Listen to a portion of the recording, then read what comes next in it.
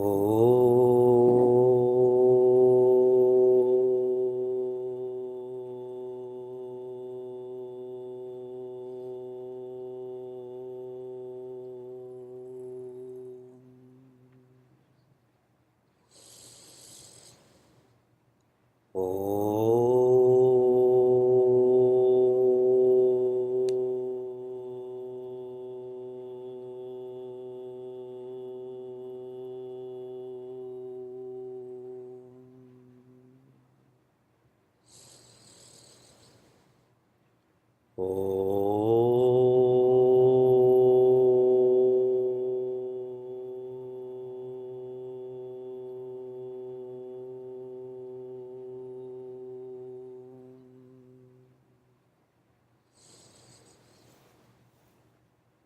Om Vakratunda Mahakaya Suryakoti Samaprabha Nirvignam Kuru Me Deva Sarvakaryeshu Sarvada Saraswati Namastubhyam Varade Kamarupini Vidyarambham Karishyami Siddhir Bhavatu Me Sada Gurur Brahma Gurur Vishnu Gurur Devo Maheshwaraha Gurudeva Param Brahma Tasmai Shri Gurave Namaha. Hari Om and good evening from Niagara Falls. How many of you have ever personally changed a sink before? A sink in your home or a building or whatever it may be? That's what I expected. Maybe one hand amongst all of the hands here. So there was a sink in our house which was leaking from the bottom. So today, a gentleman who helps us at the ashram, he and I, we had a plan to change that sink today. So we went to the store to buy a sink, and I asked the people selling sink and other things, why is this leaking? Why is it rusting on the bottom? Because I'm this naive person who just lives in a home or homes, and things just last forever, right? Why do sinks wear out? Why do fridges break? Shouldn't the floor last forever? And he said it just gets old. And that's it. He didn't give me any other explanation other than it gets old. So we found a similar sink to what we had, and then you have to change the tap also. So he's showing me two taps, and he said, this is a cheaper tap, and this tap I prescribe for landlords. You know, people who have commercial properties that they sell often. And this tap is the more expensive one. This is the one I suggest for your home.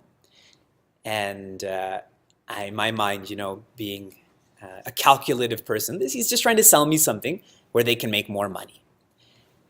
And I said, but what is the difference between these two?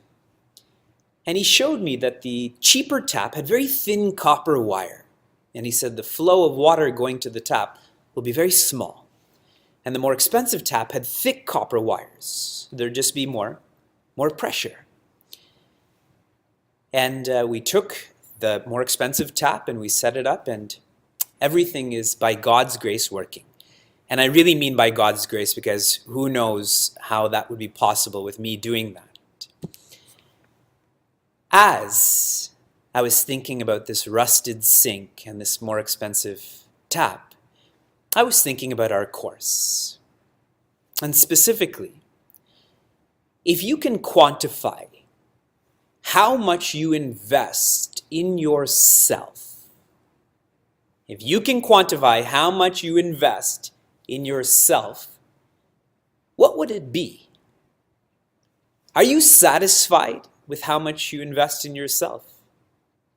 Are you growing with how much you invest in yourself?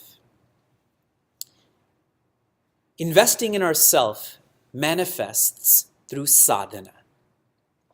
And I'll tell you when you and I need the sadhana the most, when you and I are busy, when you and I are tense.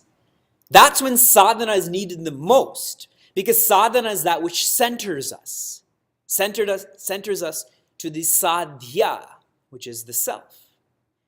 But isn't it interesting when we get busy, The first part of our life that we drop is sadhana. When we become tense, what we drop out of that experience is that which centers us. Like this tap, the cheaper tap wouldn't have given the amount of water that is needed when lots of people are using that tap. But the more expensive tap would have had enough pressure when we needed it the most. So too, when you invest in yourself, when you need the most grounding, the most balance, if you're investing in yourself, you will find it. But if you're cheaping out on yourself, when you need the most virtues, they won't be present. This Moha Mudgara course is an opportunity to invest in oneself, at least on a weekly basis. And if you're reading in advance, if you're reflecting afterwards, how this simple online course can make such a difference in every moment of one's life. Returning to what we studied last week, Acharya Shankara says, there is no time, there is no place for ego, for egoism. Back in the day, when Goswami Tulsidas was alive, this is around the 16th century, there was another great person alive at the time also. His name was Rahim, and he was a minister. And Rahim was known for his generosity. Anyone who approached him, they would not leave without a gift from Rahim. And when he would give to people, he would give up here. He would keep his hands up here and he would keep his eyes looking straight down. And Goswamiji found out about the greatness of Rahim.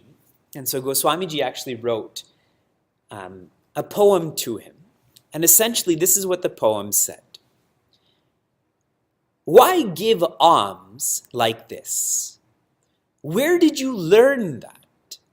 Your hands are as high as your eyes are low. He wrote this in a poem to Rahim. See, awesome people like that, they don't communicate in prose. They write to each other in poetry like that. What Rahim writes back to Goswamiji, he says, the giver is someone else, giving day and night. But the world gives me the credit, so I lower my eyes. That is an amazing message by Rahim. How intuitively he knows that there is another giver, and no credit should come here. It should be offered to that giver. In our Shloka 11, Acharya Shankara subtly brings out the sadhana chatushtaya. The sadhana chatushtaya is 4 qualities that are required for someone to understand the scriptures, to understand living really. The first quality is called viveka. Viveka means to know what is important. In other words, prioritization. Once you know what's important, comes in the second quality, which is vairagya. Hold on to what's important. It's natural to let go of that which is not important then, or less important. Vairagya. Viveka vairagya. Now, as you're holding on to what's important, letting go of what's less important, you often get shaken. We become confused. So the shat sampatti is needed. The shat sampatti is discipline. The discipline to be persistent, the discipline to be determined to hold on to that which you don't experience yet, but you aspire to experience, and not to succumb to peer pressure. And the final virtue is called mumukshutva, which is that desire for the highest. See, viveka would be like, I know satsang is important, so I don't get distracted by parties on Thursdays and I keep thinking about the matter. some people enjoy satsang, but they don't want to practice what they learn in satsang. So that's why mumukshutvam is not just desire for that which is higher. Mumukshutvam is desire for the highest, which is freedom. Acharya Shankara is sharing, know Brahman, be Brahman, and all of this relative reality, we treat it to be relative. Okay, we studied all of this last week. Everyone's fine? Okay. We continue with Shloka 12, and just to give you some context to this. In Srimad Bhagavad Gita, there are 700 shlokas. And many of the shlokas are quite similar. Now, Gita Jayanti is coming up this Saturday, so many places, the entire Srimad Bhagavad Gita will be chanted by people. And we have typical meters in Srimad Bhagavad Gita, but every once in a while, Bhagavan Krishna gives a longer meter. He gives that longer meter to ensure that we're all paying attention. If you travel from New Brunswick to Prince Edward Island, those are provinces in Canada, because for many of you, I'm using a foreign language. If you travel from New Brunswick to Prince Edward Island, the Confederation Bridge connects these two provinces. And the Confederation Bridge is one of the longest bridges in the world. And you would expect that bridge to be on the same plane the entire time, from province to province, but it's not like that. That bridge goes up and down and up and down. And the reason they created this elevation is because they knew that if they didn't, people would get caught in what they call highway vision or tunnel vision, where you're just staring and you become less and less and less conscious of your driving. And that could be very problematic for drivers, and more so on a bridge over water, correct? There's no ditch to go into, and on and on and on. So they copied that from Srimad Bhagavad Gita, about that meter changing every once in a while.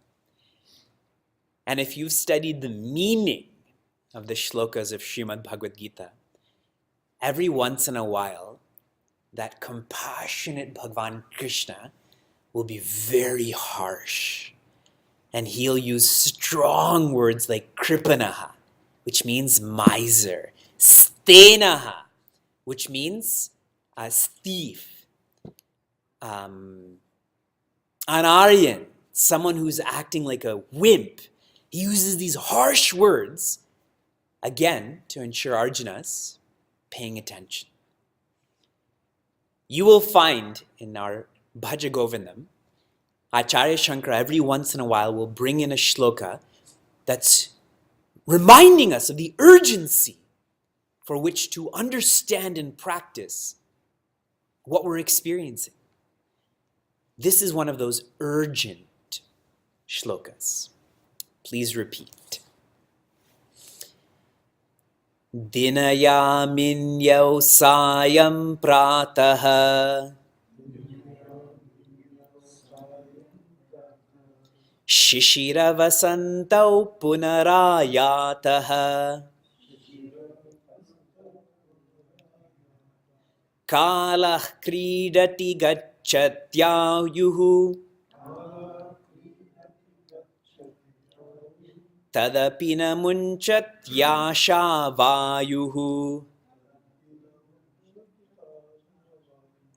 Bhaja Govindam, Govindam Bhaja Mudamate. Acharya Shankara shares here. Dinya Minyau, which means day and night. And Sayam Prataha.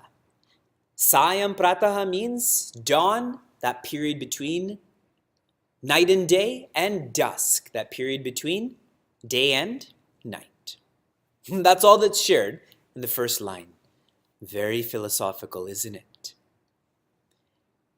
What Acharya Shankara is doing here is he's stating that which is most obvious to bring our attention to what we're experiencing. Was there any point today where you actually were conscious of the change between night and day? Your alarm clock went off, but that doesn't mean you registered it went from night and day. There is only frustration and complaining that went on, not conscious understanding, correct? Was there a point in your day when you registered that it's nighttime? While we're driving, we notice it's darker, but did you register that the whole environment around you has changed?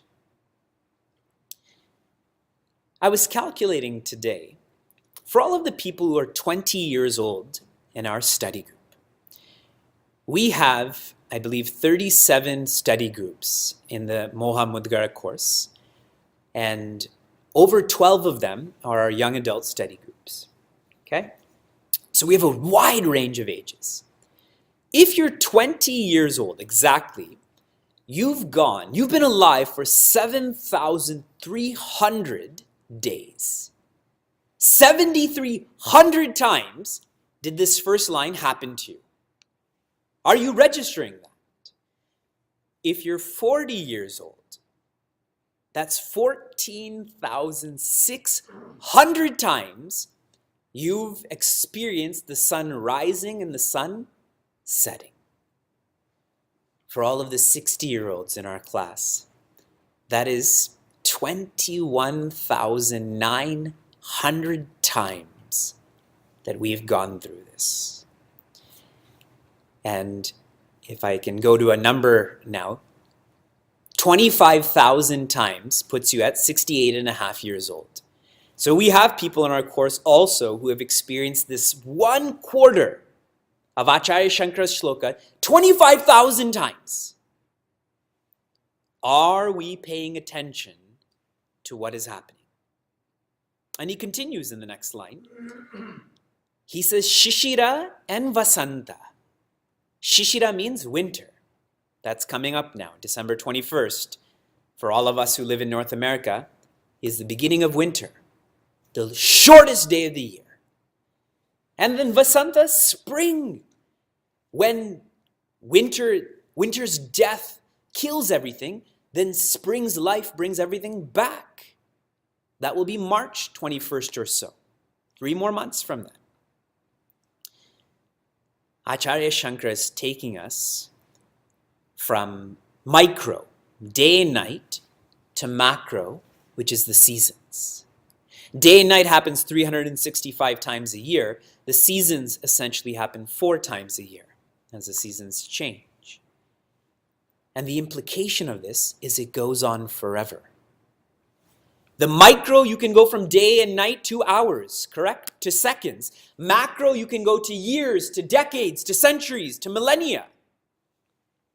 And he's saying, are you paying attention to this? And if you're not paying attention to this, this will go on forever. I want you to pause for a moment and feel what that feels like. The idea of this change, this external change going on forever. Not 25,000 days, 250,000 days, 25 million days, 2.5 billion days. Imagine, you can never be free of this. That's a very frightening thought. And the more frightening this becomes, the more mumukshutvam develops. One exercise I had done in a different place where you had to let go of articles, beings, circumstances, one by one. It's a planned death. Many of you and we've gone through this together. And for me, that last circumstance was letting go of the possibility of enlightenment.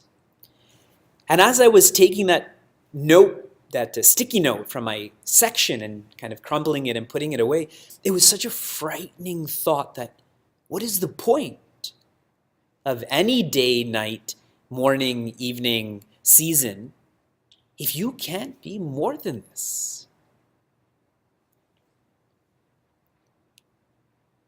Here at Chinmaya Dhara, we sing Guruji's birthday prayer on people's birthdays, and then we sing happy birthday because many people don't understand the Sanskrit.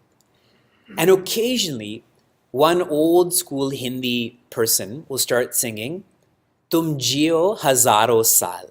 You know that Hindi version of happy birthday. And as soon as they start, I have to tell them to stop. Please don't sing that. Nobody wants to live for thousands and thousands of years. Definitely don't sing that to me. Let's just live a few years and be free. The impact of this shloka will become more real if you pay attention to the change that's being highlighted here. In the next quarter, Acharya Shankara says, Kalaha. Kalaha means time. Kalaha also means death. Remember I said that Prabhavali, that face over there is Kalaha, Mahakalaha. What is Kalaha doing? Kridati. Kridati means playing. Time is playing. Playing with microseconds and weeks and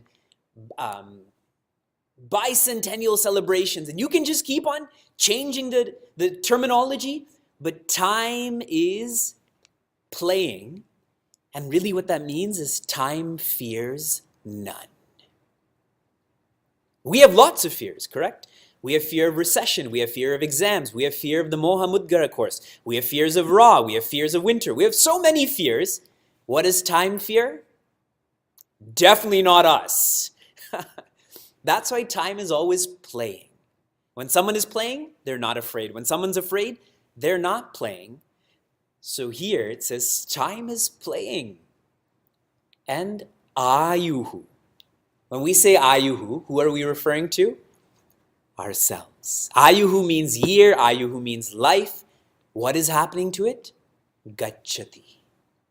Time plays and our breaths get exhausted. In other words, time uses our breaths as fuel. This is what's highlighted here by Acharya Shankara. And so in the last quarter, what he says, Tadapi, even though every breath of ours is so precious, time is waiting to take those breaths away. Na means no. Munchat, freedom, release from asha. Asha means desire, craving. Asha sometimes means hope. In other words, projection. Vayuhu, this desire is compared to a gust of wind, implying that it's impulsive. Even though there is such an opportunity to be a human, to be free, still the impulse to eat this, the impulse to say that, the impulse to go here, the impulse to feel this, we just keep getting pushed around. What Guruji had shared about this shloka with us, he says anyone who desires the world, and what is the world made up of? Kamini, Kanchana, Kirti. Pleasure, possession, position. Anyone who desires the world will waste away. If you desire the world, you will waste away. In other words, what you desire will not be fulfilled, but this opportunity will waste away. And how beautifully this is portrayed in Ramayana. Okay. Sri Lakshmana in the back, Bhagavan Rama in the front. Who's in the middle? Mother Sita. Mother Sita is looking straight forward at Lord Rama, essentially at the back of his head. Sri Lakshmana is looking straight forward, but he's looking at Mother Sita's feet. So Sri Lakshmana is looking down, Mother Sita is looking up. So it's like a perfect unit. And their being, because Sri Lakshmana is serving devotion and devotion is serving jnana, and then all of a sudden, this golden deer appears. And just think about it. Are deers golden? When you drive around, do you see golden deers in your neighborhood? You see deers, but they don't look very golden. And it appeared out of nowhere. See, in your neighborhoods where there's lots of trees, when you see deers, it's not a big deal, correct? But imagine a tiger appeared in your neighborhood, right? That would be amazing, because how is that tiger living in the forest? Or if you're in the desert and a deer comes, that's amazing, because that deer doesn't belong there. They're in the forest, and all of a sudden this deer comes out of nowhere. They know all of the animals around. All of the animals around love this unit, but this deer appears out of nowhere. And for a moment, Mother Sita shifts her line of sight from Ananda, who is Lord Rama, to that golden deer, which, like an impulse, came out of nowhere and is golden. And what happened then? In Srimad Bhagavad Gita's chapter 2, Bhagavan Krishna enlists the ladder of fall. Okay? And I think all of us need to know very deeply what this ladder of fall is. It keeps alternating between D's and A's in English, okay? So we can remember this. We start. Here you and I are, okay? Imagine Mother Sita's looking at Bhagavan Rama, just being. Then she sees that golden deer, just for a moment. She doesn't even actually see that golden deer well. So, what D kicks in? Being distracted. The first fall is being and then being distracted. Being distracted then devolves into an A. An A is being attached. Distracted, that's interesting. Attached, I need that. Being attached then devolves to being desirous. Being desirous, I have to have that. I need this or I want that is one matter, but desire is now I need to act on that. I can't stop myself. Being desirous then devolves into an A.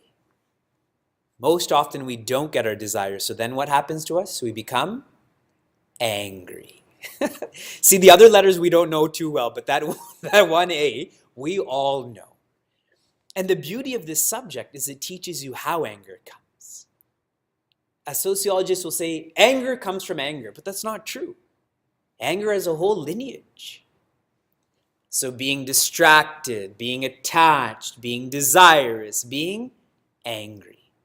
Which takes us to the next D. Once we become angry, we become deluded. Our heart starts beating faster, our skin starts burning, we start stuttering.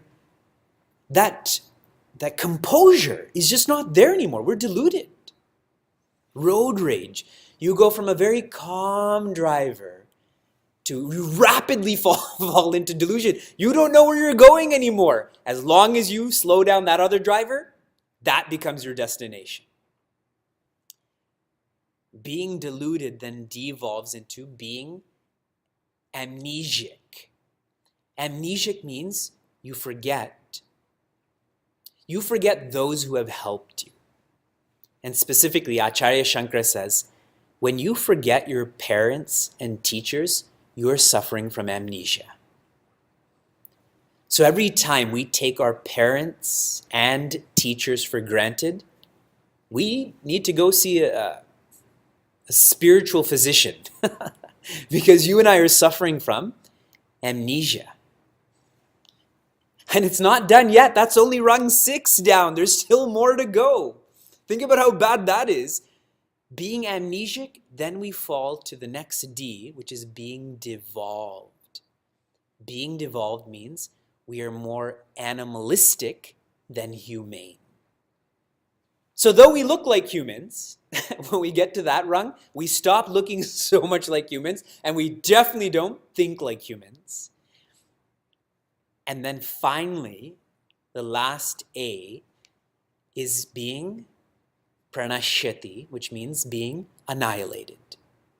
Our personality is destroyed. We are worse than animals then. Distracted, attached, desirous, angry, deluded, amnesic, devolved, annihilated. And how did it all start? What was that first rung? Being distracted.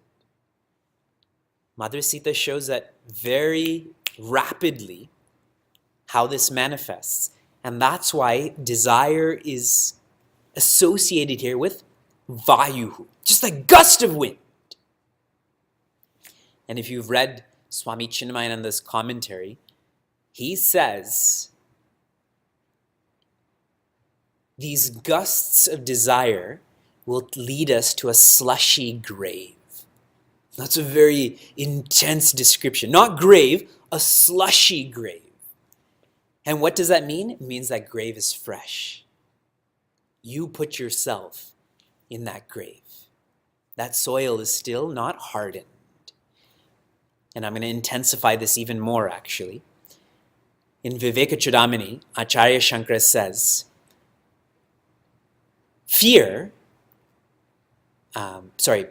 death kills us once. Fear kills us again and again and again. Death will only kill us once. But every time we're afraid, it's killing our potential. And he amplifies this more. He says that person who does not make use of this opportunity as a human, that person has committed suicide. Now, when we hear of people who have physically committed suicide, hear about it, if we know someone, it's hurtful. It makes you reflect so much. Acharya Shankara is saying if we are not working towards freedom, we have committed suicide of this opportunity. Nobody can buy more time. It doesn't matter what your income is, anyone in this course, anyone in this multiverse, you cannot buy more time. You cannot cry for more time either. Many people cry for more time. I remember in university, I physically saw someone in the area where I was studying where he punched the wall to break his hand so he didn't have to write an exam. I saw it myself. And he didn't have to write that exam until later. That exam didn't go anywhere. He bought himself temporary time, but with a lot of suffering that came with it, which doesn't mean he bought any time. Okay, you cannot cry for more time. You cannot buy more time. You can only use your time. And it is your time, isn't it? Whether you use it or not, that time is going, so use it. Every person, every personality in our course right now has the same supply of time. 168 hours, 10,080 minutes every week. But our demand of time is quite different. Some people invest a whole lot in themselves. They're using their time. Some people are highly extrovert. Those people are used by time.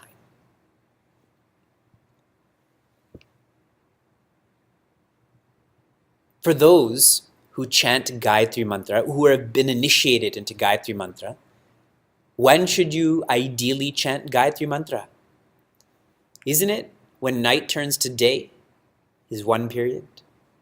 When the sun is at its zenith, that's another period, isn't it? And when day turns to night, isn't that the third period?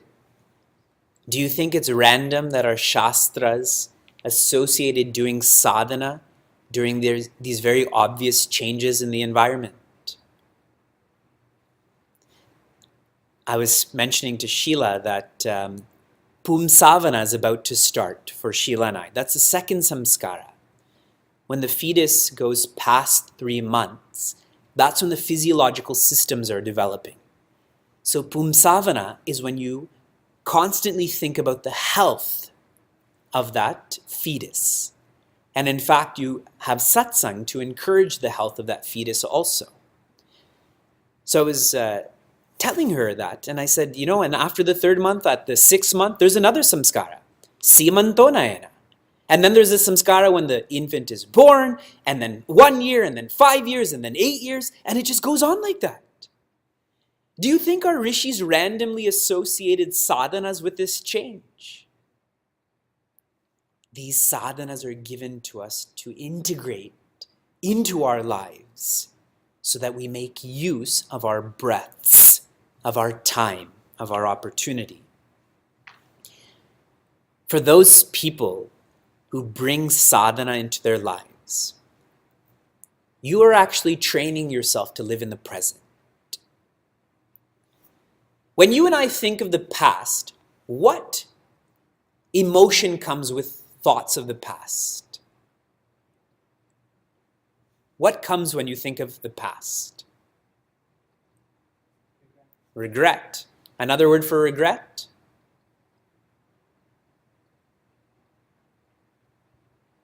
Mistakes. And on and on and on. Okay? We'll generalize it as regrets. Isn't it that you think of regrets often when you think of the past? I meet a whole lot of parents who tell me that they regret that they were like this and this and this about their kids. I meet a whole lot of university students who regret what they did in their first semester of university until they figured out that they shouldn't be doing whatever they did in their first semester of university. Some people it takes much longer. They regret 4 years of university while they're in their 5th year of university. And whenever you think of the future, what comes with that? What emotion? Fear? Keep going. What else comes with the future? Anxiety. Anxieties of the future. Parents have anxiety about their kids becoming college students. College students have anxieties about becoming parents, right? That anxiety comes in. So regrets of the past, anxieties of the future. And if by chance things are all right in the present, what is the emotion that comes with the present? We get very excited. And we get so excited that we miss the present then. These are thieves. Swami Chinmayananda says these are thieves. These are desires that steal from us peace. But for that person who's bringing sadhana into their life, they are making their life more meaningful. They have a higher purpose.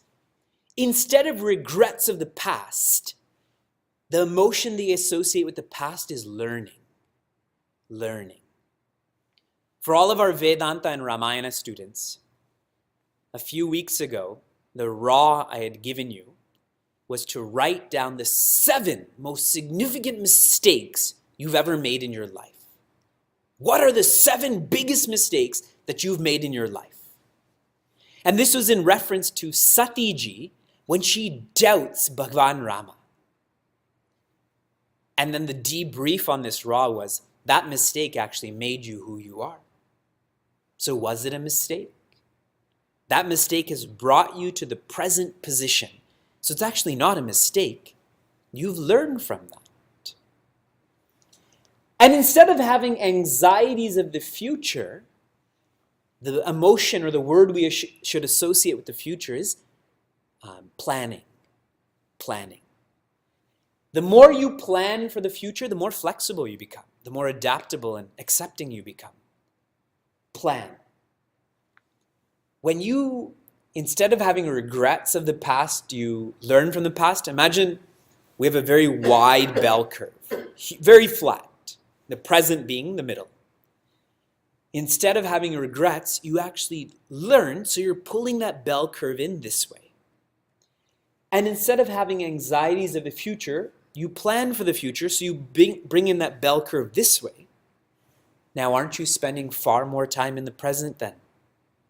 Aren't you making much better use of your breaths, of your time, of this opportunity? But it requires training. It's very hippie-ish to say, live in the moment, man. No worries. Be cool. The same people are the most worried people, are the least cool people. But when someone has gone through training, then they actually bring this shloka to life. And that person, muncha. Muncha means to release. They're released from dependency.